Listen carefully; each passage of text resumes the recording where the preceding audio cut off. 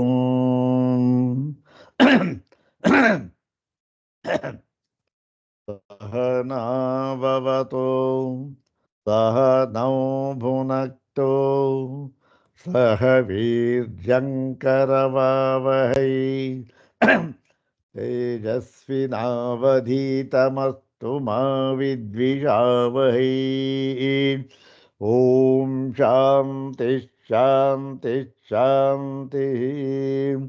ॐ नारायणं पद्मभुवं वसिष्ठं शक्तिं च तत्पुत्रपराशरं च व्यासं शुकं गौडपदं महान्तं गोविन्दयोगीन्द्रमथात्यशिष्यं श्रीशङ्कराचार्यमथास्य पद्मपादं च हस्तामलकं च शिष्यं तं तोटकं वार्तिककारमन्यान् अस्मद्गुरून् सन्ततमानतोऽस्मि शङ्करं शङ्कराचार्यं केशवं बादरायणं सूत्रभाष्यकृतौ वन्दे भगवन्तौ पुनः पुनः सूत्रभाष्यप्रणेतारौ वेदान्ताब्जप्रभाकरौ वन्दे परस्परात्मानौ बादरायणशङ्करौ श्रुतिस्मृतिपुराणानाम् आलयं करुणालयं नमामि भगवत्पादं शङ्करं लोकशङ्करं नमामि भगवत्पादशङ्करं लोकशङ्करं वन्दे तं सच्चिदानन्दं यतिवर्यं महामतिं वेदवेदान्तसारज्ञं सद्गुरुं प्रणतोऽस्म्यहम् सदाशिवसमारम्भां शङ्कराचार्यमध्यमाम् अस्मदाचार्यपर्यन्तां वन्दे गुरुपरम्पराम्। ॐ नमो ब्रह्मादिभ्यो ब्रह्मविद्यासम्प्रदायकर्तृभ्यो वंशर्षिभ्यो नमो महद्भ्यो नमो गुरुभ्यः सर्वोपप्लवरहितः प्रज्ञानघनः प्रत्यगर्थो ब्रह्मैवाहमस्मि ब्रह्मैवाहमस्मि अधीहि भगवो ब्रह्म श्रीमच्छंकर भगवत पूज्यपाद महासद्गुरुभ्यो नमः। श्री श्री सच्चिदानंदेन्द्र सरस्वती सद्गुरुभ्यो नमः। यो ब्रह्माणं विदधाति पूर्वं यो वै वेदांश्च प्रहिणोति तस्मै तन्मदेवमात्मबुद्धिप्रकाशम् मुमुक्षुर्वै शरणमहं प्रपद्ये। ॐ शान्ति शान्ति शान्तिः। अग्रे उपस्थितेभ्यः भवद्भ्यः सर्वेभ्यो जिज्ञासुभ्यः हार्दान् नमस्कारान् समर्पयामि। ब्रह्मसूत्र शांकर भाष्ये द्वितीयाध्याये तृतीये पादे एकादश सूत्रैरुपनिबद्धे अस्मिन् सप्तदशे अंश अधिकरणे तदुपनिबद्धं तस्मिन् अधिकरणे उपनिबद्धम् इदानीं षष्ठं सूत्रमिति मन्ये। षष्ठं सूत्रं द्विवारं पठित्वा सूत्रार्थं तद्भाष्यभागं च यथाचार्यानुग्रहं विचारयामः। इदं सूत्रं पादादितः अष्टाचत्वारिंशं सूत्रं। पादादितः अष्टाचत्वारिंशं सूत्रम्। अस्मिन् अधिकरणे षष्ठं सूत्रम्। सर्वाग्रे शंकर भगवत पूज्यपादानां प्रशस्ति श्लोकमेकं पठित्वा तेषां पादारविन्दयोः शिरसा प्रणिपत्य अनुग्रहं च प्राप्य प्रकृतम् अष्टाचत्वारिंशं सूत्रं तद्भाष्यभागं च यथाचार्यानुग्रहं विचारयामः। सर्वाग्रे शंकर भगवत पूज्यपादानां प्रशस्ति श्लोकमेकं द्विवारं पठामः। ॐ वेदाद्यागमदुग्धसिन्धुमथनात् ತನ್ಮೇಯಮಂಥಾದ್ರಿಣ ದಿವ್ಯಾ ಭೋಗ ವಿಚಾರ ವಾಸುಕಿ ವಶಾದಾಶ್ರಿತ್ಯ ಧೈರ್ಯಂ ಪರಂ ಬ್ರಹ್ಮೋದ್ಬೋಧ ಸುಧಾಂ ವಿಧಾಯ ದಯಯಾ ಮರ್ತ್ಯಾನಮರ್ತ್ಯಾನಮಿ ಕುರ್ವಂತೋ ಗುರವೋ ಜಯಂತಿ ಜಗತಾಂ ಶಂಕರಾಚಾರ್ಯವರ್ಯಾಃ ಓಂ ವೇದಾದ್ಯಾಗಮದುಗ್ಧ ಸಿಂಧು ಮಥನಾತ್ ತನ್ಮೇಯಮಂಥಾದ್ರಿಣ ದಿವ್ಯಾ ಭೋಗ ವಿಚಾರ ವಾಸುಕಿ ವಶಾದಾಶ್ರಿತ್ಯ ಧೈರ್ಯಂ ಪರಂ ಬ್ರಹ್ಮೋದ್ಬೋಧ ಸುಧಾಂ ವಿಧಾಯ ದಯಯಾ ಮರ್ತ್ಯಾನಮರ್ತ್ಯಾನಮಿ ಕುರ್ವಂತೋ ಗುರವೋ ಜಯಂತಿ ಜಗತಾಂ ಶಂಕರಾಚಾರ್ಯವರ್ಯಾಃ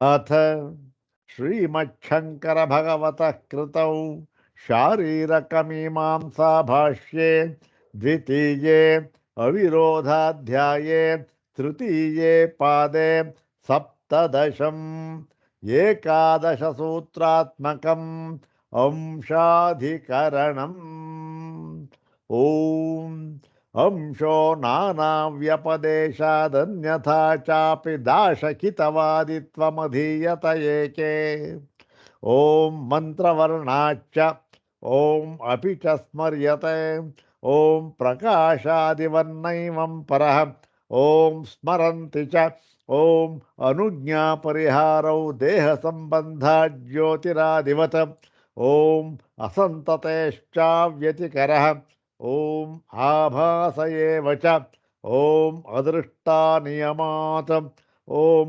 ಅಭಿಸಂಧ್ಯಾದಿಷ್ವಪಿ ಚೈವಂ ಓಂ ಪ್ರದೇಶಾದಿತಿ ಚೇನ್ನಾಂತರ್ಭಾವಾತ್. ಇವು ಆ ಅಂಶಾಧಿಕರಣದಲ್ಲಿ ಅಡಕವಾಗಿರತಕ್ಕಂತಹ 11 ಸೂತ್ರಗಳು. ಪ್ರಕೃತ ನಾವು ಅದರಲ್ಲಿ 6ನೆಯ ಸೂತ್ರವನ್ನು ನಾವು ಈಗ ವಿಚಾರ ಮಾಡಬೇಕಾಗಿದೆ. 6ನೆಯ ಸೂತ್ರವನ್ನು 2 ಬಾರಿ ಪಾರಾಯಣ ಮಾಡಿ ನಂತರ ಅದರ ಪದವಿಭಾಗ ಅನ್ವಯಾರ್ಥವನ್ನು ನೋಡೋಣ. ಓಂ ಅನುಜ್ಞಾ ಪರಿಹಾರೌ ದೇಹ ಸಂಬಂಧ ಜ್ಯೋತಿರಾದಿವತ್ ಓಂ ಅನುಜ್ಞಾ ಪರಿಹಾರೌ ದೇಹ ಸಂಬಂಧ ಜ್ಯೋತಿರಾದಿವತ್. ಇದರ ಸಂಬಂಧ ಗೊತ್ತಿದೆ.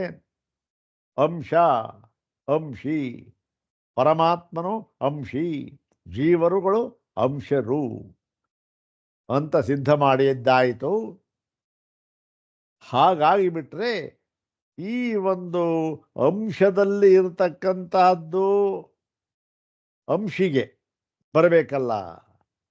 ಅಂಶದಲ್ಲಿ ಇರತಕ್ಕಂಥದ್ದು ಒಂದೊಂದೇ ಎರಡೆರಡೆ ಬೇಕಾದಷ್ಟಿದೆ. ಮತ್ತೆ ಅದನ್ನು ಹೇಳಾಯಿತು, ಅಲ್ಲಿ ಯಾವ ಸಂಬಂಧವೂ ಇಲ್ಲ ಅಂತ ಆಯಿತು. ಈಗ ಇನ್ನೊಂದು ಸಂದೇಹ ನೋಡಿ. ಅಂಶ ಅಂಶಿ ಒಂದು ಅಂತ ಹೇಳಿಬಿಟ್ರೆ ಏನಾಗುತ್ತೆ ಅಂದರೆ ಅಂಶಿಗೆ ಏನೂ ಇಲ್ಲ, ಅಂಶಕ್ಕೆ ಅಂದ್ರೇನು, ಜೀವರುಗಳಿಗೆ ಬೇಕಾದಷ್ಟು ಈ ಅನುಜ್ಞಾ ಪರಿಹಾರ ಅಂತಕ್ಕಂಥದ್ದು ಇದೆ. ಜೀವರುಗಳಿಗೆ ಅನುಜ್ಞಾ ಪರಿಹಾರ ಅಂತಂದ್ರೇನು, ಅನುಜ್ಞಾ ಅಂತಂದರೆ ಹೀಗೆ ಮಾಡಬೇಕು ಹೀಗೆ ಮಾಡಬೇಕು ಅಂತ ಅಪ್ಪಣೆ. ಪರಿಹಾರ ಅಂತಂದ್ರೇನು, ಹೀಗೆ ಮಾಡಬಾರದು ಹೀಗೆ ಮಾಡಬಾರದು ಅಂತಕ್ಕಂಥದ್ದು. ಇದು ಎಲ್ಲ ಜೀವರುಗಳಿಗೂ ಕೂಡ ಯಾವ ರೀತಿ ಇದೆ, ವಿಧ ವಿಧವಾಗಿ ಇದೆ. ಒಂದೇ ತರಹ ಇದೆಯಾ ಎಲ್ಲ ಜೀವರುಗಳು ಕೂಡ? ಹೀಗೆ ಮಾಡಬೇಕು ಅಂತಕ್ಕಂಥದ್ದು ಕೆಲವು ಜೀವರುಗಳಿದೆ, ಹೀಗೆ ಮಾಡಬಾರದು ಅಂತಕ್ಕಂಥದ್ದು ಕೆಲವು ಜೀವರುಗಳಿದೆ. ಅದನ್ನು ಮುಂದೆ ವಿಸ್ತಾರವಾಗಿ ನೋಡೋಣ. ಹೀಗೆ ಇರಬೇಕಾದ್ರೆ ನೀವು ಎರಡು ಒಂದೇ ಅಂತ ಹೇಳಿಬಿಟ್ರೆ ಹೇಗಾಗುತ್ತೆ ಅಂತಂದರೆ ಅದಕ್ಕೆ ಹೇಳ್ತಾ ಇದ್ದಾರೆ ಈ ಸೂತ್ರವನ್ನು. ಓಂ ಅನುಜ್ಞಾ ಪರಿಹಾರೌ ದೇಹ ಸಂಬಂಧ ಜ್ಯೋತಿರಾದಿವತ್. ಅನುಜ್ಞಾ ಪರಿಹಾರೌ, ಅನುಜ್ಞಾ ಚ ಪರಿಹಾರಶ್ಚ. ಅನುಜ್ಞಾ ಪರಿಹಾರೌ, ಅನುಜ್ಞೆ ಮತ್ತೆ ಪರಿಹಾರಗಳು ಅನುಜ್ಞಾ ಪರಿಹಾರವು ದೇಹ ಸಂಬಂಧಾತ್ ಜ್ಯೋತಿರಾದಿವತ್. ಇಲ್ಲಿ ಜ್ಯೋತಿ ಆದಿವತ್ ಇವೆಲ್ಲ ಮಾಡ್ಬೋದು, ಬಂದು ಒಟ್ಟಿಗೆ ಒಂದೇ ಪದ ಮಾಡ ಜ್ಯೋತಿರಾದಿವತ್ ಅಂದ್ರೆ ಏನು? ಅನುಜ್ಞಾ ಪರಿಹಾರವು ವಿಧಿ ನಿಷೇಧವು ಅಂತ ಅರ್ಥ. ಅನುಜ್ಞಾ ಅಂದರೆ ಅಪ್ಪಣೆ ಹೀಗೆ ಮಾಡಬೇಕು ಅಂತ, ಪರಿಹಾರ ಮಾಡಬಾರ್ದು. ಇದರ ಅರ್ಥ ಏನು? ವಿಧಿ ನಿಷೇಧ ಅಂತಕ್ಕಂಥದ್ದು ಇದರ ಅರ್ಥ. ಈ ವಿಧಿ ನಿಷೇಧ ಅಂತಕ್ಕಂಥದ್ದು ಎರಡು ವಿಧವಾಗಿದೆ ಅಲ್ವಾ? ಒಂದು ಲೌಕಿಕವಾಗಿರ್ತಕ್ಕಂಥದ್ದು, ಒಂದು ವೈದಿಕವಾಗಿರ್ತಕ್ಕಂಥದ್ದು. ಲೌಕಿಕವಾಗಿರ್ತಕ್ಕಂಥದ್ದು ನಾವು ಎಲ್ಲ ಸಾಮಾನ್ಯವಾಗಿ ಎಲ್ಲ ನೋಡ್ತಾ ಇದ್ದೇವೆ. ಏನು? ಸುಳ್ಳು ಹೇಳಬಾರದು, ಕಳ್ಳತನ ಮಾಡಬಾರದು, ಪ್ರತಿನಿತ್ಯ ದೇವರಿಗೆ ನಮಸ್ಕಾರವನ್ನು ಮಾಡಬೇಕು, ದೇವತಾರ್ಚನೆಯನ್ನು ಮಾಡಬೇಕು, ಹೀಗೆ ಎಲ್ಲ ಒಂದು ಮಾಡಬೇಕು ಮಾಡಬಾರದು ಅಂತಕ್ಕಂಥದ್ದು ಲೋಕದಲ್ಲಿರ್ತಕ್ಕಂಥದ್ದು ಇದು. ಇನ್ನು ಕೆಲವು ಈ ವೇದವಿಹಿತವಾಗಿರ್ತಕ್ಕಂಥದ್ದು ಇದೆ. ವೇದವಿಹಿತವಾಗಿರ್ತಕ್ಕಂಥದ್ದು ಯಾವುದು ಅಂತಂದರೆ, ಈಗ ಒಬ್ಬೊಬ್ಬರಿಗೆ ಬ್ರಾಹ್ಮಣ, ಕ್ಷತ್ರಿಯ, ವೈಶ್ಯ, ಶೂದ್ರ 4 ಪದಗಳು. ಇವರಿಗೆ ಬೇರೆ ಬೇರೆಯಾಗಿ ವೇದಗಳಲ್ಲಿ ವಿಧಿ ನಿಷೇಧಗಳನ್ನು ಹೇಳಿದ್ದಾರೆ. ಏನು? ಒಬ್ಬರಿಗೆ ಒಂದು ವಿಧಿ. ಈ ತ್ರೈವರ್ಣಿಕರಿಗೆ ವೇದಾಧ್ಯಯನವನ್ನ ವಿಧಾನ ಮಾಡಿದ್ದಾರೆ. ಈ ಕೊನೆಯ ವರ್ಣದವರಿಗೆ ವೇದಾಧ್ಯಯನವನ್ನು ವಿಧಾನ ಮಾಡಿಲ್ಲ. ಒಂದು. ಇನ್ನೊಂದು, ಈ ಅಲ್ಲೇ ತಗೊಂಡ್ರೆ ಬ್ರಾಹ್ಮಣ, ಕ್ಷತ್ರಿಯ, ಇವನು ವೈಶ್ಯ ಇವನು ತಗೊಂಡ್ರೆ, ಬ್ರಾಹ್ಮಣನಿಗೇನು? ಅವನಿಗೆ ಸಂಪತ್ತೇನು? ಅವನಿಗೆ ಸಂಪತ್ತಿರ್ತಕ್ಕಂಥದ್ದು ವೇದಾಧ್ಯಯನ ಮತ್ತು ವೇದಗಳ ಅರ್ಥ ನಿರ್ಧಾರಣೆ ಅವನಿಗಿರ್ತಕ್ಕಂಥದ್ದು. ಮತ್ತೆ ಇವನಿಗೇನು? ವೈಶ್ಯನಿಗೇನು? ಅವನಿಗೆ ಇರಬಹುದು, ಅದನ್ನು ಇಲ್ಲ ಅಂತಲ್ಲ, ಆದರೆ ಅವನಿಗೆ ಧನ ಸಂಗ್ರಹ. ಯಾಕೆಂದರೆ ಅವನು ಈ ತೊಡೆ ಇದ್ದ ಹಾಗೆ, ಒಂದು ಲೋಕದ ಒಂದು ವ್ಯವಸ್ಥೆಗೆ ತೊಡೆ ಇದೆ ಊರು. ಯಾಕೆ? ಒಂದು ಆರ್ಥಿಕ ಪರಿಸ್ಥಿತಿ ಚೆನ್ನಾಗಿರುತ್ತೆ, ಅದನ್ನು ಕಾಪಾಡ್ಕೊಳ್ಬೇಕು ಅವನು. ಬ್ರಾಹ್ಮಣ ಅದನ್ನು ನೋಡೋದಿಲ್ಲ, ಅದಕ್ಕೆ ಅವನು ಹೇಳಿಲ್ಲ, ಅವನಿಗೆ ಅದನ್ನು ನಿಷೇಧ ಹೇಳಿಬಿಟ್ಟಿದ್ದಾರೆ, ಇವನಿಗೆ ವಿಧಿ ಹೇಳಿದ್ದಾರೆ. ಹೀಗೆ ಒಬ್ಬೊಬ್ಬರಿಗೆ ಒಂದೊಂದು ವಿಧಿಯನ್ನು ವೇದದಲ್ಲೂ ಹೇಳಿದ್ದಾರೆ, ಲೋಕದಲ್ಲೂ ಕಂಡಿದೆ. ಹೀಗೆ ಅಂಶಿ ಅಂತ ಆಗ್ಬಿಟ್ರೆ ಇವು ಹೇಗಾಗುತ್ತೆ? ಪರಮಾತ್ಮ ಒಬ್ಬನೇ, ಅಂಶಿ ಒಬ್ಬನೇ ಅಂತ ಆಗ್ಬಿಡುತ್ತೆ. ಆವಾಗ ಈ ವಿಧಿ ನಿಷೇಧ ಏನು? ಒಬ್ಬನಿಗೇನೆ ಇದು ಮಾಡಬಾರದು, ಇದು ಮಾಡಬೇಕು ಅಂತ ಹೇಳಿದ್ರೆ ಏನರ್ಥ? ಬೇರೆ ಬೇರೆಯವ್ರಿಗಾದ್ರೂ ಸರಿಯಾಗಿರುತ್ತೆ. ಬ್ರಾಹ್ಮಣನಿಗೆ ಇದನ್ನು ಮಾಡಬೇಕು, ಕ್ಷತ್ರಿಯನಿಗೆ ಇದನ್ನು ಮಾಡಬೇಕು, ಇನ್ನೊಬ್ಬನಿಗೆ ಇದನ್ನು ಮಾಡಬಾರದು. ಕ್ಷತ್ರಿಯನಿಗೆ ಏನು ವಿಹಿತವಾಗಿದೆಯೋ ಅದು ಬ್ರಾಹ್ಮಣನಿಗೆ ವಿಹಿತವಾಗಿಲ್ಲ, ಅವನಿಗೆ ನಿಷೇಧ ಅದು. ಹೌದು ತಾನೆ? ಕ್ಷತ್ರಿಯನಿಗೆ ರಾಜಾನೋ ಬಹುವಲ್ಲಭ, ಅವನಿಗೆ ಒಂದಕ್ಕಿಂತ ಹೆಚ್ಚು ಅವನು ಪತ್ನಿಯರನ್ನು ಪಡೆಯಬಹುದು. ಇವನಿಗೆ ಅದಕ್ಕೇನು ಆ ಥರ ಏನು ಇಲ್ಲ. ಅದನ್ನು ಧರ್ಮಶಾಸ್ತ್ರ ಇದೆ, ಇರ್ಬೋದು, ಮಾಡ್ಕೊಳ್ಳೋದು ಬೇರೆ ವಿಚಾರ. ಆದರೆ ಇವನಿಗೇನು? ಇವನಿಗೆ ವಿಧಾನ ಮಾಡಿರ್ತಕ್ಕಂಥದ್ದು ಇದು ಮುಖ್ಯವಾಗಿ. ಹೀಗೆ ಕೆಲವೆಲ್ಲ ಈ ಬೇರೆ ಬೇರೆ ಆಗಿರ್ತಕ್ಕಂಥ ವಿಧಿ ನಿಷೇಧಗಳು ಇವೆ. ನೀವು ಒಬ್ಬರೇ ಅಂತ ಹೇಳಿಬಿಟ್ರೆ ಹೇಗಾಗುತ್ತೆ ಅಂತಕ್ಕಂಥದ್ದು ಆಕ್ಷೇಪ. ಅನುಜ್ಞಾ ಪರಿಹಾರವು ಕಥಂ ಸ್ಯಾತ್, ಹೇಗಾಗುತ್ತೆ ಅಂದರೆ ಅದಕ್ಕೆ ಈ ಪರಿಹಾರ ಹೇಳ್ತಾ ಇದ್ದಾರೆ. ಏನು? ಪೂರ್ವ ಪಕ್ಷ ಇದಾಯಿತು, ಇದು ಉತ್ತರ ಪಕ್ಷ ಆಯಿತು. ಸಮಾಧಾನ ಏನು? ಜ್ಯೋತಿರಾದಿವತ್ ಅಂದರೆ ದೇಹ ಸಂಬಂಧಾತ್. ಈ ಅನುಜ್ಞಾ ಪರಿಹಾರ ಅಂತ ಇದೆಯಲ್ಲ, ಇದು ದೇಹ ಸಂಬಂಧದಿಂದಲೇ ಹೊರತು ಬೇರೆ ಇನ್ನೇನೂ ಇಲ್ಲ. ಹೇಗೆ? ಒಂದು ಉದಾಹರಣೆ ಕೊಡೋದಾದರೆ, ಜ್ಯೋತಿಯೇ ಮೊದಲಾದವುಗಳಂತೆ. ಹೇಗೆ ಉದಾಹರಣೆ ಹೇಗೆ ಹೊಂದುತ್ತೆ ಅವೆಲ್ಲ ಭಾಷೆಯಲ್ಲಿ ನೋಡೋಣ. ಇವಾಗ ಅಲ್ಲಿಗೇನಾಯಿತು? ಅನುಜ್ಞಾ ಪರಿಹಾರವು ವಿಧಿ ನಿಷೇಧವು ಲೋಕವೇದ ವಿಹಿತವು ದೇಹ ಸಂಬಂಧಾತ್ ಜ್ಯೋತಿರಾದಿವತ್ ಏಕಸ್ಯೈವ ಆತ್ಮನಃ ಸ್ಯಾತಾಂ. ಒಬ್ಬನೇ ಆತ್ಮ ಇದ್ದರೂ ಕೂಡ, ಅಂಶಿ ಅಂತ ಇಲ್ಲದೆ ಒಬ್ಬನೇ ಆತ್ಮ ಅಂತಿದ್ದರೂ ಕೂಡ, ಈ ಅನುಜ್ಞಾ ಪರಿಹಾರಗಳು ವಿಧಿ ನಿಷೇಧಗಳು, ಲೋಕ ವಿಧಿಗಳು ನಿಷೇಧಗಳು ಮತ್ತು ವೇದ ವಿಧಿ ನಿಷೇಧಗಳು ಎರಡೂ ಕೂಡ ಇವು ಯಾವುದಕ್ಕೆ ಸಂಬಂಧಪಟ್ಟಿದೆ? ಅಂಶಾಂಶಿ ಇದ್ದಾನೆ, ಅದು ದೇಹಕ್ಕೆ ಸಂಬಂಧಪಟ್ಟಿದ್ದು ಅಷ್ಟೇ.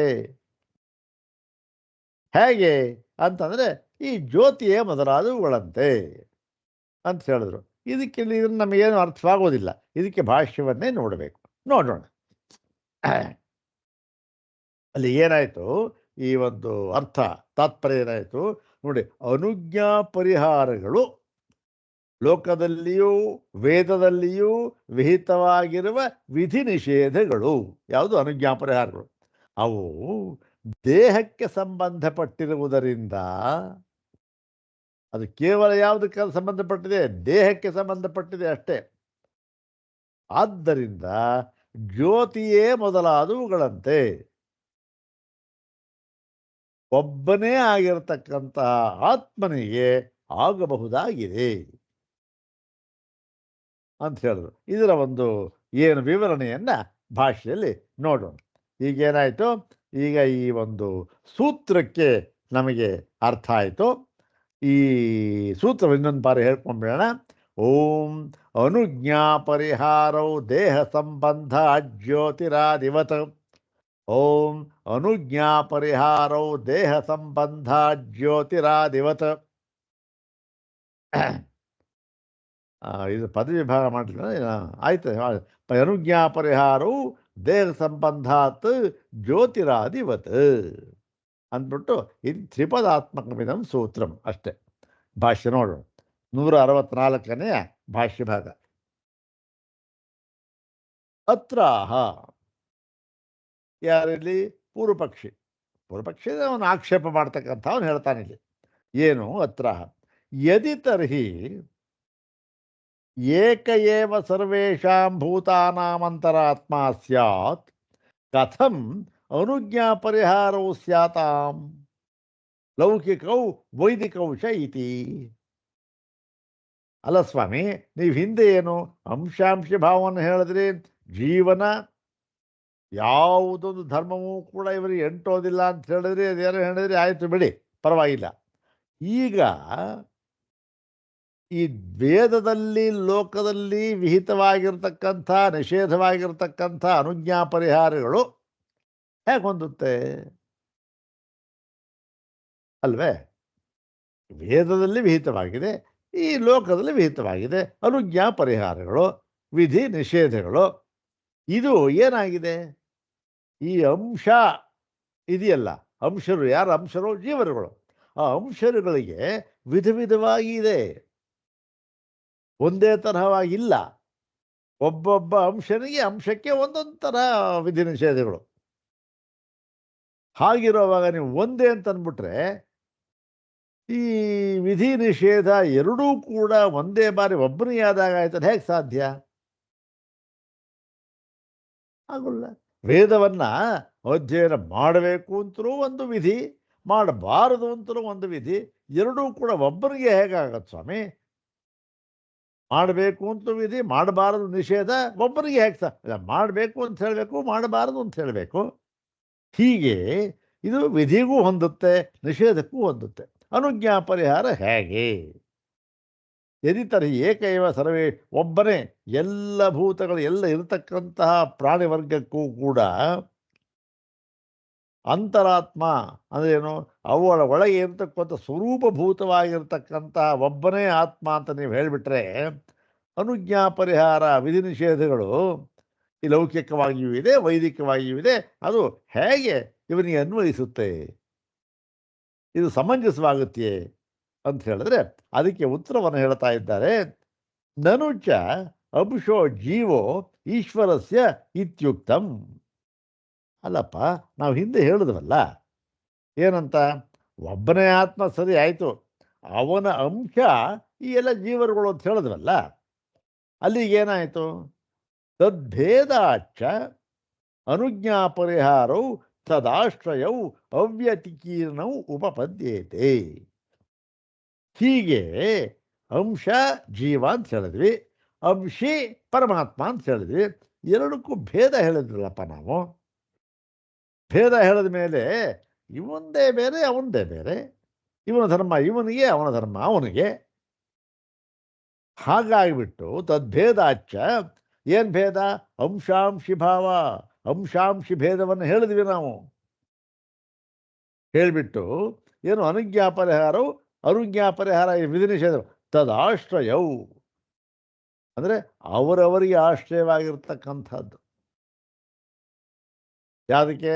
ಪರಮಾತ್ಮನಿಗೆ ಯಾವ ವಿಧಿ ನಿಷೇಧಗಳು ಇಲ್ಲ, ಅದು ಬೇರೆ ವಿಚಾರ. ಈ ಜೀವನಿಗೆ ಪ್ರತಿಯೊಂದು ಇದೆ.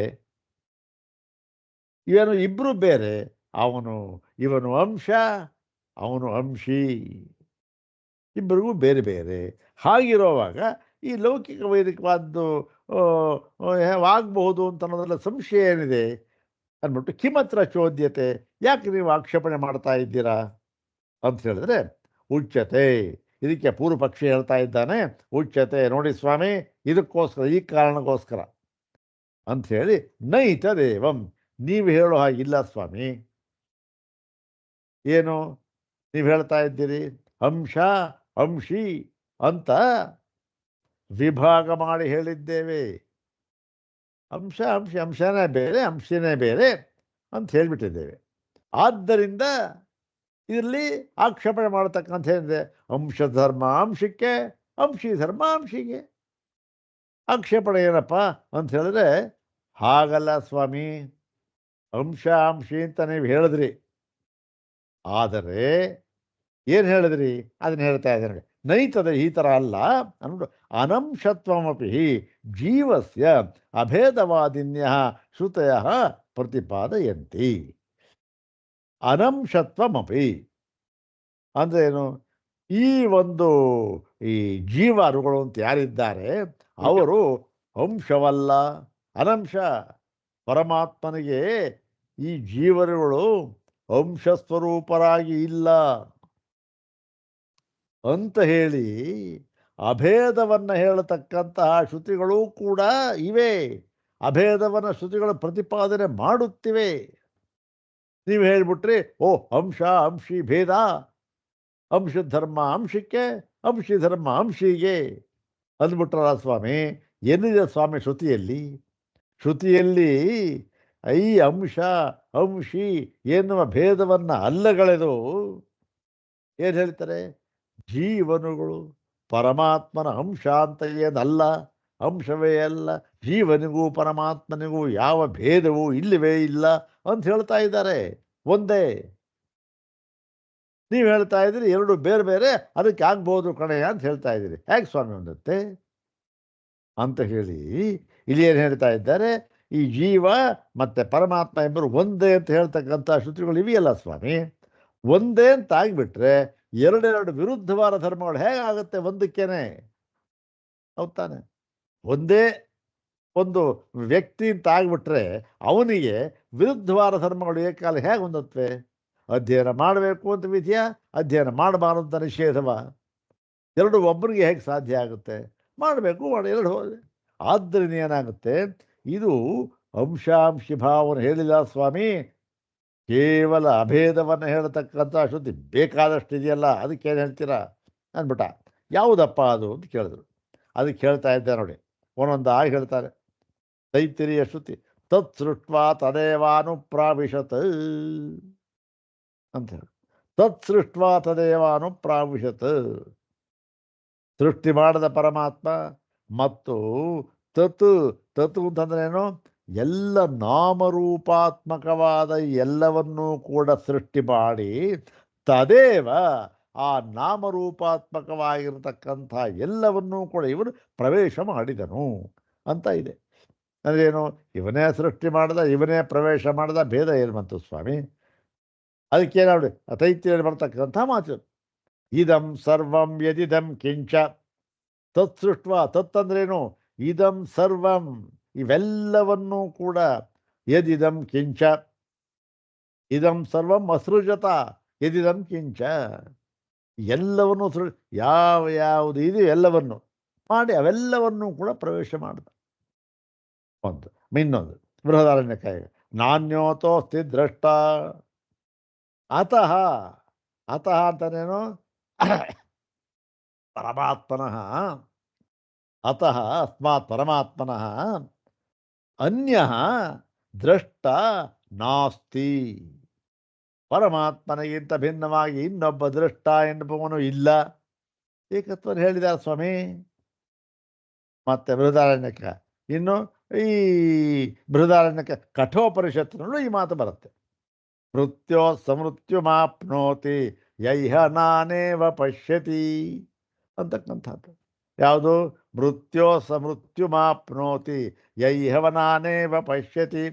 ಎರಡು ಸರಿ ಬರುತ್ತೆ, ಒಂದು ಸರಿ ಅಲ್ಲ ಸ್ವಾಮಿ ಅಂದ್ಬಿಟ್ಟ. ಎಲ್ಲಿ? ಕಠೋಪನಿಷತ್ತಿನ ನೋಡಿ. ಯದೇವೇಹ ತದಮುತ್ರ ಯದಮುತ್ರ ತದನ್ವಿಹ ಮೃತ್ಯೋ ಸಮೃತ್ಯುಮಾಪ್ನೋತಿ ಯೈಹ ನಾನೇವ ಪಶ್ಯತಿ. ಒಂದ್ಸರಿ. ಅದರ ಮುಂದಿನ ಮಂತ್ರನೇ ಇದೆ. ಇನ್ನೊಂದೇನು ಹೇಳಿದ್ರು? ಅಲ್ಲೂ ಇದೆ. ಮನಸೈವೇದ ಮಾಪ್ತವ್ಯಂ ನೇಹನಾನಾಸ್ತಿ ಕಿಂಚನ ಮೃತ್ಯೋ ಸಮೃತ್ಯುಂ ಗಚ್ಚತಿ ಯೈಹ ನಾನೇವ ಪಶ್ಯತಿ. ಕಠೋಪನಿಷತ್ತು ಇದೆಯಲ್ಲ ಸ್ವಾಮಿ. ಯಾರು ಭೇದವನ್ನು ಮಾಡ್ತಾರೋ ಅವ್ರ ಗತಿ ಏನು?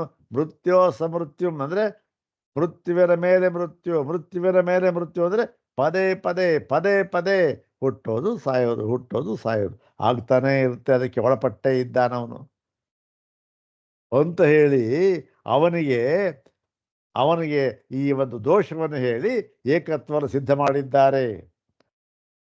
ಮೃತ್ಯೋ ಸಮೃತ್ಯುಮಾಪ್ನೋತಿ ಯೈಹ ನಾನೇವ ಪಶ್ಯತಿ ಅಂತ ಹೇಳಿ.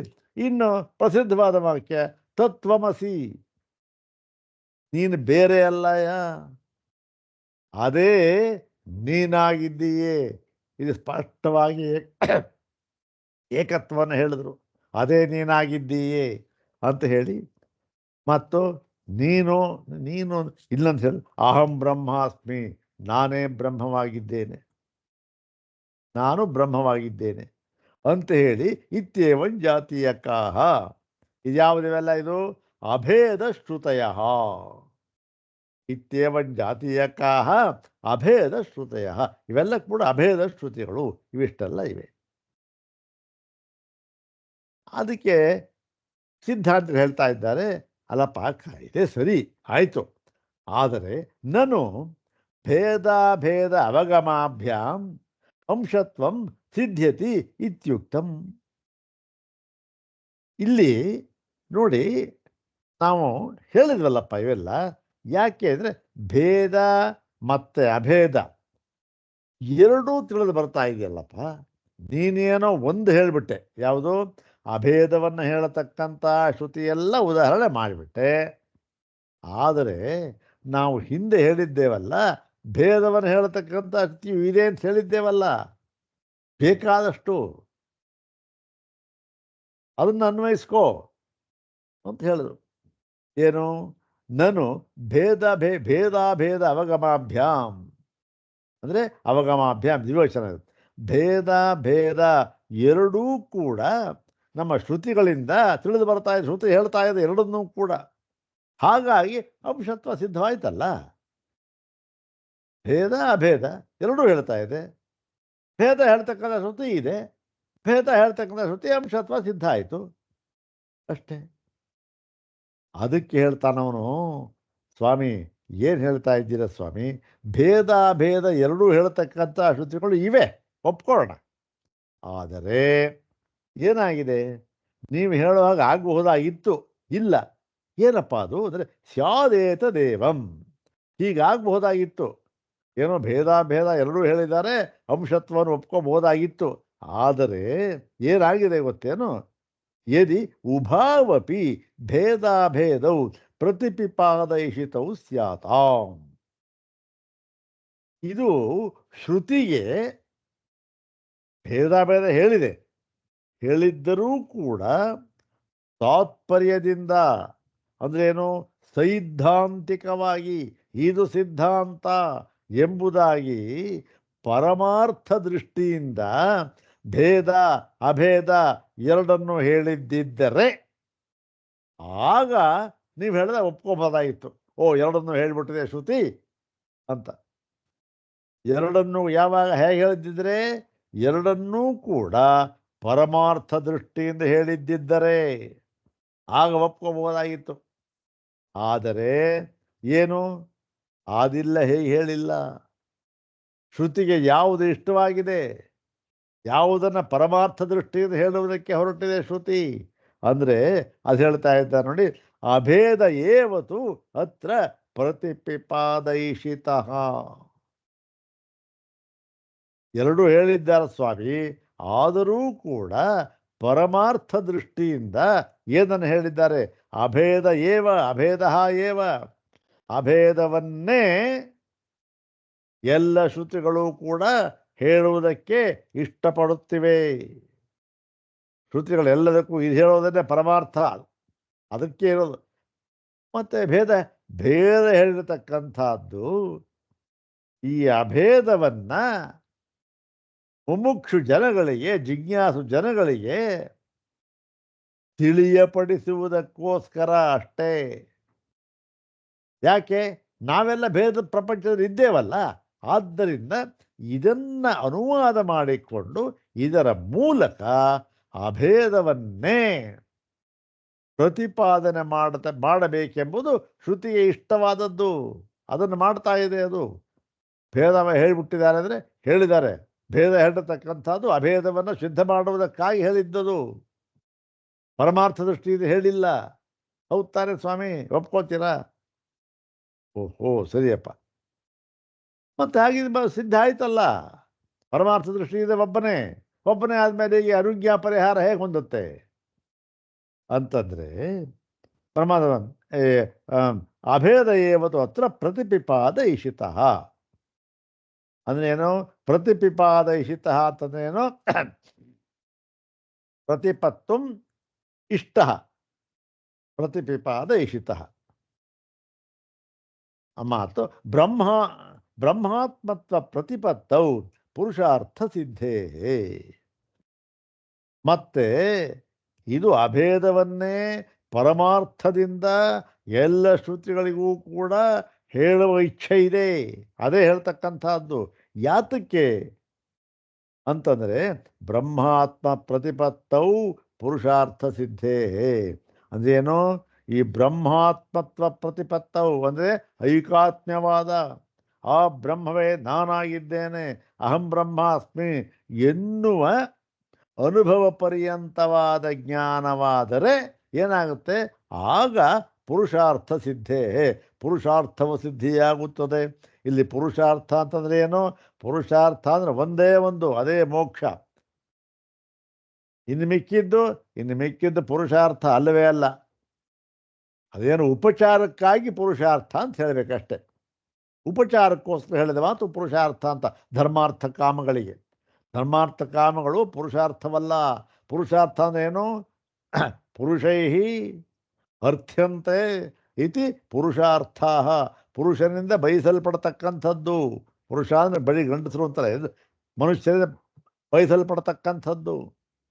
ಬಯಸಲ್ಪಡ್ತಕ್ಕಂಥದ್ದೇ ಅಲ್ಲ ಅದು ಧರ್ಮಾರ್ಥ ಕಾಮ. ನಿಜವಾಗಿ ಬಯಸಲ್ಪಡಬೇಕಾದದ್ದು ಯಾವುದು? ಮೋಕ್ಷ. ಹಾಗಾಗಿ ಅದು ಪುರುಷಾರ್ಥ ಅಂತ ಹೇಳಿ ಇದು ಯಾವಾಗ ಆಗುತ್ತೆ ಅಂದರೆ ಬ್ರಹ್ಮಾತ್ಮ ಪ್ರತಿಪತ್ತ ವೈಕಾತ್ಮ್ಯ ಜ್ಞಾನವಾದರೆ ಮಾತ್ರ ಆಗುತ್ತೆ ಇದು ಅಂತ ಶ್ರುತಿಗಳಲ್ಲಿ ಹೇಳಿದೆ ಸ್ವಾಮಿ. ಆದ್ದರಿಂದ ಪರಮಾರ್ಥ ದೃಷ್ಟಿಯಿಂದ ಇಲ್ಲಿ ಏನು? ಈ ಅಂಶಾಂಶಿ ಭೇದವನ್ನು ಹೇಳಿಲ್ಲ, ಅಭೇದವನ್ನೇ ಪ್ರತಿಪಾದನೆ ಮಾಡುತ್ತಿದೆ ಎಲ್ಲ ಶ್ರುತಿಗಳು ಕೂಡ. ಮತ್ತು ಸ್ವಭಾವ ಪ್ರಾಪ್ತಸ್ತು ಭೇದ ಅನೂದ್ಯತೆ ಅಷ್ಟೆ. ಅಂದರೆ ನಾವು ಇಲ್ಲಿ ಲೋಕಾರೂಢಿಯಿಂದ ನಾವು ಭೇದ ಪ್ರಪಂಚದಲ್ಲಿ ಇದ್ದೇವೆ, ಭೇದವನ್ನು ಅನುಭವಿಸ್ತಾ ಇದ್ದೇವೆ. ಅದನ್ನು ಇಟ್ಟುಕೊಂಡು ಈ ಭೇದವನ್ನು ಅದನ್ನು ಅನುವಾದ ಮಾಡಿದರೆ ಅದಕ್ಕೆ ಅನುಗುಣವಾಗಿ ನಾವು ಇಲ್ಲಿ ಭೇದ ಪ್ರಪಂಚದಲ್ಲಿದ್ದೇವಲ್ಲ, ಅದಕ್ಕೆ ಅನುಗುಣವಾಗಿ ಇಲ್ಲಿ ಭೇದವನ್ನು ಹೇಳಿ ಅದರ ಮೂಲಕ ಅಭೇದವನ್ನು ಪ್ರತಿಪಾದನೆ ಮಾಡುತ್ತಿವೆ ಶ್ರುತಿಗಳು. ಹಾಗಾಗಿ ನೀವು ಹೇಳಿಬಿಟ್ರಲ್ಲ ಸ್ವಾಮಿ, ಅಭೇದ ಹೇಳ್ತಕ್ಕಂಥ ಶ್ರುತಿ ಅಲ್ಲ, ಭೇದವನ್ನು ಹೇಳ್ತಕ್ಕಂಥ ಶ್ರುತಿ ಇದೆ ಅಂತ. ಭೇದವನ್ನು ಹೇಳ್ತಕ್ಕಂಥ ಶ್ರುತಿಗಳು ಇವೆ, ಆದರೆ ಅವು ಯಾತಕ್ಕಾಗಿ ಬಂದಿವೆ? ಪರಮಾರ್ಥದಿಂದ ಬಂದದ್ದಲ್ಲ ಅದು. ಕೇವಲ ಈ ಒಂದು ಅಭೇದವನ್ನು ಸಿದ್ಧ ಮಾಡಿ ತಿಳಿಸುವುದಕ್ಕಾಗಿ ಅದು ಬಂದಿರತಕ್ಕಂಥದ್ದು ಅಷ್ಟೇ, ಪರಮಾರ್ಥ ದೃಷ್ಟಿಯಿಂದ ಅಲ್ಲ ಅಂಥೇಳಿ. ನ ಚ ನಿರವಯವಸ್ಯ ಬ್ರಹ್ಮಣ ಮುಖ್ಯಾಂಶೋ ಜೀವ ಸಂಭವತಿ ಇತ್ಯುಕ್ತಂ. ಇವಾಗ ಈ ನಿರವಯವನಾಗಿರ್ತಕ್ಕಂತಹ ಬ್ರಹ್ಮಕ್ಕೆ, ಬ್ರಹ್ಮ ನಿರವಯವ ಹೌದು ತಾನೆ, ಇಂತಹ ಅವಯವವೇ ಇಲ್ಲ. ಇಂತಹ ಬ್ರಹ್ಮಕ್ಕೆ ಈ ಅಂಶರಾಗಿರತಕ್ಕಂಥ ಜೀವರುಗಳು ಅಂತಕ್ಕಂಥದ್ದು ಮುಖ್ಯ, ಅಂದರೆ ಮುಖ್ಯಾರ್ಥದಲ್ಲಿ ನ ಸಂಭವತಿ, ಇದು ಸಂಭವಿಸುವುದೇ ಇಲ್ಲ. ನಿರಂಶವಾಗಿರ್ತಕ್ಕಂತಹ ಪರಮಾತ್ಮನಿಗೆ ಅಂಶವನ್ನು ಹೇಳಿ ಆ ಅಂಶವೇ ಜೀವರುಗಳು ಅಂತ ಹೇಳಿ ಭೇದವನ್ನು ಹೇಳತಕ್ಕಂಥದ್ದು ಏನು, ಶ್ರುತಿಗಳಿಗೆ ಮುಖ್ಯಾರ್ಥದಲ್ಲಿ ಇಷ್ಟವೇ ಇಲ್ಲ. ಕೇವಲ ಅದೇನು ಪ್ರಾಸಂಗಿಕವಾಗಿ ಅಭೇದವನ್ನು ಸಿದ್ಧ ಮಾಡುವುದಕ್ಕಾಗಿ ಹೇಳಿದ್ದು ಅಷ್ಟೇ ಸ್ವಾಮಿ ಅಂದ್ಬಿಟ್ಟು ಬ್ರಹ್ಮಣ ಮುಖ್ಯ ಜೀವ ಸಂಭವತಿ ತಸ್ಮಾತ್, ಆದ್ದರಿಂದ ಪರ ಏವ ಏಕಃ ಸರ್ವೇಷಾಂ ಭೂತಾನಾಂ ಅಂತರಾತ್ಮ ಜೀವಭಾವೇನ ಅವಸ್ಥಿತಃ ಇತ್ಯತಃ ವಕ್ತವ್ಯ ಅನುಜ್ಞಾ ಪರಿಹಾರೋಪಪತ್ತಿ. ಆದ್ದರಿಂದ ಏನು ಸ್ವಾಮಿ ಸೂತ್ರಕಾರರೇ, ಬಾದರಾಯಣರೇ, ನೀವು ಹೇಳಿಬಿಟ್ರಲ್ಲ, ಅನುಜ್ಞಾ ಪರಿಹಾರೋ ದೇಹ ಸಂಬಂಧ ಜ್ಯೋತಿರಾದಿವತ್ ಅಂತ ನೀವು ಹೇಳಬೇಕು ಸ್ವಾಮಿ. ಇದಕ್ಕೆ ಉತ್ತರವನ್ನು ಹೇಳಬೇಕು ನೀವು, ಇದಕ್ಕೆ ನೀವು ಕಾರಣವನ್ನು ಕೊಡಬೇಕು. ಯಾವುದಕ್ಕೆ ಅಂದರೆ ನಾವು ಹೇಳೋದಲ್ಲ ಇಷ್ಟೊತ್ತು. ಈ ಒಂದು ಕಾರಣದಿಂದ ಪರ ಏವ ಏಕಃ, ಒಬ್ಬನೇ ಪರ ಅಂದರೆ ಪರಮಾತ್ಮ, ಏಕ ಏವ ಪರಮಾತ್ಮ, ಒಬ್ಬನೇ ಪರಮಾತ್ಮನು ಸರ್ವೇಷಾಂ ಭೂತಾನಾಂ ಅಂತರಾತ್ಮ, ಎಲ್ಲ ಭೂತಗಳಿಗೂ ಕೂಡ, ಭೂತ ಅಂದರೆ ಭವಂತೀತಿ ಭೂತಾನಿ ಅಂತ ಇರತಕ್ಕಂಥ ನಾಮರೂಪಾತ್ಮಕವಾಗಿ ಸ್ಥಾವರ ಜಂಗಮಾತ್ಮಕವಾಗಿ ಇರತಕ್ಕಂಥ ಎಲ್ಲ ಸೃಷ್ಟಿಗೂ ಕೂಡ ಅಂತರಾತ್ಮನಾಗಿ ಅಂದ್ರೇನು, ಅವನ ಒಂದು ಪ್ರತ್ಯೇಗಾತ್ಮ ಸ್ವರೂಪದಿಂದ, ಆ ಸ್ವರೂಪ ಅಷ್ಟೆ, ಅಲ್ಲಿ ಸ್ವರೂಪದಿಂದ ಇದ್ಕೊಂಡು ಹೇಗಿದ್ದಾನೆ ಅಂದರೆ ಜೀವಭಾವದಿಂದ ಇದ್ದಾನೆ ಅಂತ ಆಗಿ ಅದು ಸಿದ್ಧವಾಯ್ತಲ್ಲ. ಎಲ್ಲ ಜೀವಭಾವ ಇದ್ದಾನೆ, ಒಬ್ಬನೇ ಪರಮಾತ್ಮ ಅಷ್ಟೇ, ಜೀವಭಾವದಿಂದ ಇದ್ದಾನೆ ಅಷ್ಟೇ, ಬೇರೆ ಜೀವ ಅಂತ ಇಲ್ಲ, ಅವನೇ. ತತ್ಸೃಷ್ಟ್ವಾ ತದೇವಾನುಪ್ರಾವಿಶತ್ ಇದೆಯಲ್ಲ, ಹಾಗೆ ಎಲ್ಲೂ ಭೇದವನ್ನು ಹೇಳಿಲ್ಲ ಇಲ್ಲಿ. ಆದ್ದರಿಂದ ಇತ್ಯತಃ, ಆದ್ದರಿಂದ ಈ ಕಾರಣದಿಂದ ಅನುಜ್ಞಾ ಪರಿಹಾರೋಪಪತ್ತಿ ವಕ್ತವ್ಯ. ಪರಿಹಾರೋಪಪತ್ತಿ ಸ್ತ್ರೀಲಿಂಗ, ಅನುಜ್ಞಾ ಇವಾಗ ಅನುಜ್ಞಾ ಪರಿಹಾರ ಅಂತ ಇದೆಯಲ್ಲ, ವಿಧಿ ನಿಷೇಧ ಅಂತಕ್ಕಂಥದ್ದು, ಅದಕ್ಕೆ ಉಪಪತ್ತಿ ಅಂದ್ರೇನು, ಅದನ್ನು ನೀವು ನ್ಯಾಯದಿಂದ, ತರ್ಕದಿಂದ ಮತ್ತೆ ಅನುಭವದಿಂದ ಅಂತ ಬೇಕಾದ್ರೆ ಇಟ್ಕೊಂಡ್ಬಿಡಿ ಸ್ವಾಮಿ, ಅನುಭವದಿಂದಲೂ ಕೂಡ ನೀವು ಇದಕ್ಕೆ ಪರಿಹಾರವನ್ನು ಹೇಳಬೇಕು. ಏನು, ಅನುಜ್ಞಾ ಪರಿಹಾರ ಎರಡೂ ಕೂಡ ಆಗಬಹುದು ಅಂತ ಹೇಳ್ಬಿಟ್ರಲ್ಲ ಸ್ವಾಮಿ, ಇದಕ್ಕೆ ನೀವು ಸರಿಯಾದ ಉಪಪತ್ತಿಯನ್ನು ಹೇಳಲೇಬೇಕು, ಇಲ್ಲದೆ ಇದ್ರೆ ನಿಮ್ಗೆ ಸಿದ್ಧವಾಗೋದಿಲ್ಲ ಅಷ್ಟೆ ಅಂತ ಹೇಳಿ ನೋಡಿ. ವಕ್ತವ್ಯ ಅನುಜ್ಞಾ ಪರಿಹಾರೋಪಪತ್ತಿ. ಆದ್ದರಿಂದ ನೀವು ಇದಕ್ಕೆ ಈ ಒಂದು ಪರಿಹಾರವನ್ನು ಹೇಳಬೇಕು. ಪರಿಹಾರ ಹೇಗಿರಬೇಕದು, ಯುಕ್ತಿಗೆ ಹೊಂದುವಂತಿರಬೇಕು, ಮತ್ತೆ ಶ್ರುತಿಗಳಲ್ಲೂ ಇರಬೇಕು, ಮತ್ತೆ ಅನುಭವಕ್ಕೂ ಹೊಂದಬೇಕು. ಮತ್ತು ಇದನ್ನು ಹೇಳೋದು ಹೇಗೆ?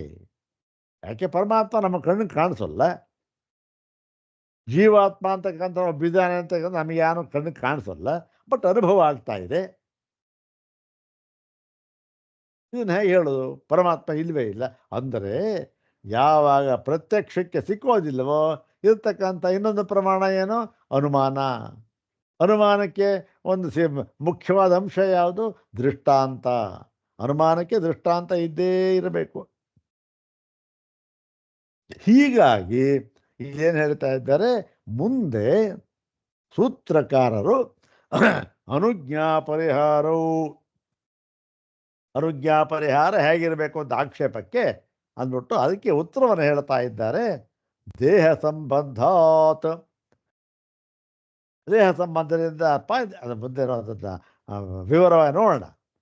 ದೇಹ ಸಂಬಂಧ ಹೇಗೆ ದೃಷ್ಟಾಂತ ಜ್ಯೋತಿಯೇ ಒಂದು ರಾಜರುಗಳಂತೆ ಆಗ್ಬೋದು ಅಂತ ಹೇಳ್ತಾ ಇದ್ದಾರೆ.